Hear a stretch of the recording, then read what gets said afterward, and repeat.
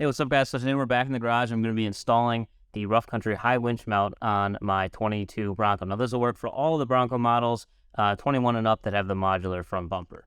So I'll walk you through the tools that I use to put this on before we jump into it. So the kit does come with instructions. I'd highly recommend you scan this QR code and go ahead and follow along with those instructions while you're doing so, especially when it comes to trimming the plastic cover pieces. So a pair of needle nose pliers. This is just to put the winch hook on. There's a cotter pin that goes through there, so we needed those.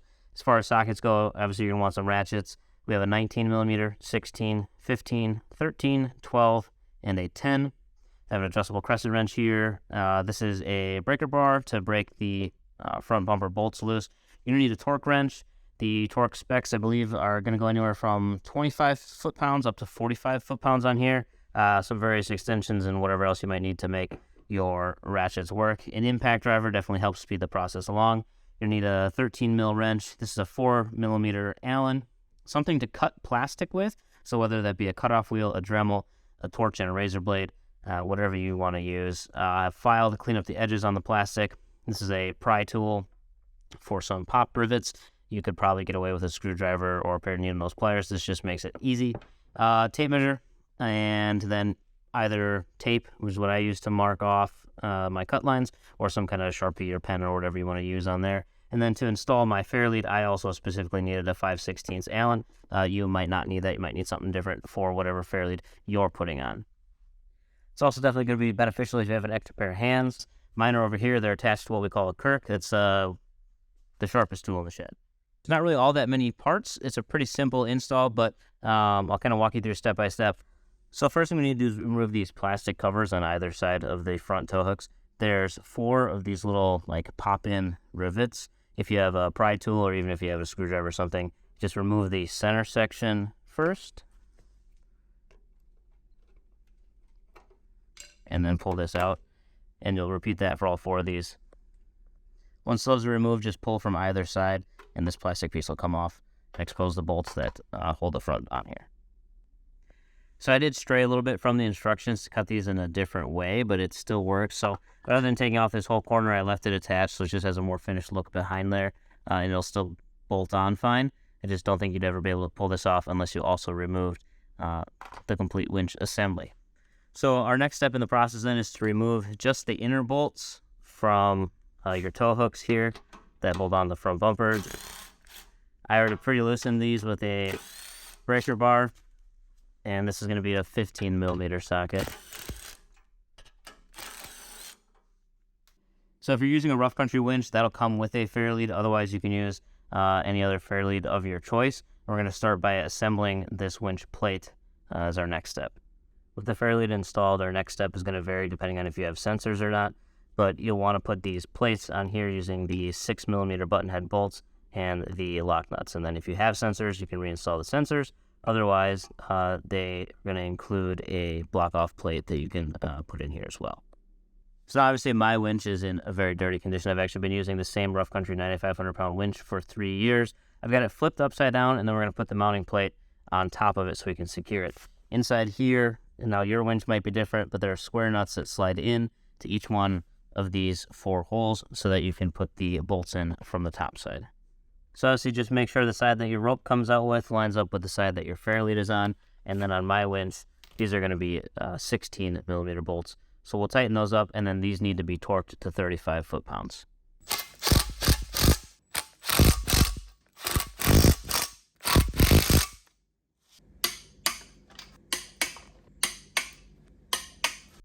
So while your whole assembly is still upside down, you're then going to take the part that comes off of your bumper, and that's going to go on top of here. And we'll get that fastened on. So to secure the bracket to the winch plate, they do specify that they want the bolt heads and washers on what will be the bottom side when you flip this over, and then the nuts on the opposite side. So it's a 19 mil on top, 18 mil on the bottom. So once your 4 bolts here, and here are torqued to 45 foot-pounds, again, we're looking at this thing upside down. You can see that there's a gap here. Now you can either choose to put a single row 20-inch light bar in there, or they do include this block-off plate, and that's what we're going to put in. So from the back side here, this is going to be a 13 mil on both the inside and the outside one here as well. And it's going to tighten down your cover for where the light bar could be. So our upside down assembly is almost ready to be flipped and then reinstalled here. Now, because of the way that I've cut out these plastic covers, we're actually able to put these on right now so that they'll end up being kind of behind this bracket. I'm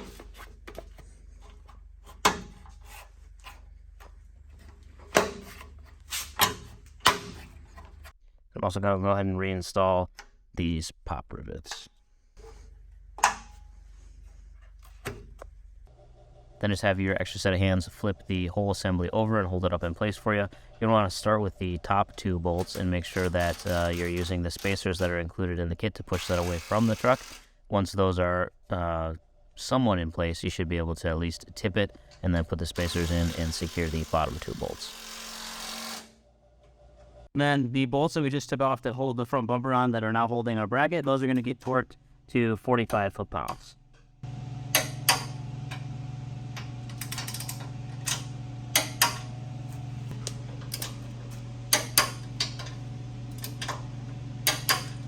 So with the winch then mounted on the front, I took the wiring that comes off the winch, kind of put it along the back side, and then you can kind of see it in there, slid it in, and then we're just to the left of the driver's side headlight. There is a small opening right there. You can push the wires through. And I was able to go underneath the battery with the positive, which comes up on this side. And then we'll get this attached to the distribution block. This is a 10 millimeter nut on here. The Bronco doesn't come with nuts on these extra ones, so you have to supply your own. And then same thing on the negative terminal. The negative one, we're able to come up along this side and then shove it underneath this wire loom right here. And then we'll bolt that on there as well with another 10 mil. And there you go, just like that, the winch is installed on the front of the Bronco. Obviously now that's cleaned up, it looks a lot better on there.